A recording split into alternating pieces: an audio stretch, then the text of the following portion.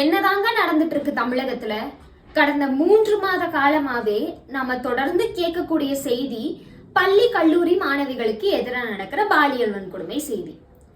தமிழகத்துல நிறைய பகுதிகளில் இந்த நிலை தான் தொடர்ந்துட்டு இருக்கு. அதுவும் கோவையில நேற்றைய தினமும் பள்ளி மாணவிக்கு எதிராக நடந்த பாலியல் வன்கொடுமை செய்தி தான். இன்றைய தினமும் அதே மாதிரியான ஒரு செய்தி தான். அப்ப நாளைய தினமும் இதே நிலை தான் தொடருமா? நேற்றைய தினம் கோவையில 17 வயது மாணவி 7 பேர்னால கூட்டு பாலியல் வன்கொடுமைக்கு ஆளாக்கப்பட்டிருக்காங்க. இன்றைய தினம் ஒரு பள்ளி யோகா ஆசிரியர்னாலேயே அந்த பள்ளி மாணவிகளுக்கு பாலியல் வன்கொடுமை நடந்திருக்கு. அப்ப தமிழ்நாட்டுல எங்கதாங்க பாதுகாப்பு இருக்கு? பெண்கள் அவங்க வாழ்க்கையில கடக்கக்கூடிய ஒரு லாங்கஸ்ட் ஃபேஸே இந்த பள்ளி கல்லூரி தருணம் தான்.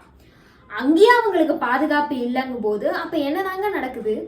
பெற்றோர்கள் தினமும் அவங்க பிள்ளைகளை வெளியில பள்ளிக்கும் கல்லூரிக்கும் அனுப்பிட்டு வயிற்றுல நெருப்ப கட்டிட்டு உட்கார்ந்துட்டு இருக்கணும். என் பொண்ணு சேஃபா வீட்டுக்கு வருவாளா வரமாட்டாளா அப்படின்னு. இதுக்கு என்னதான் தீர்வு?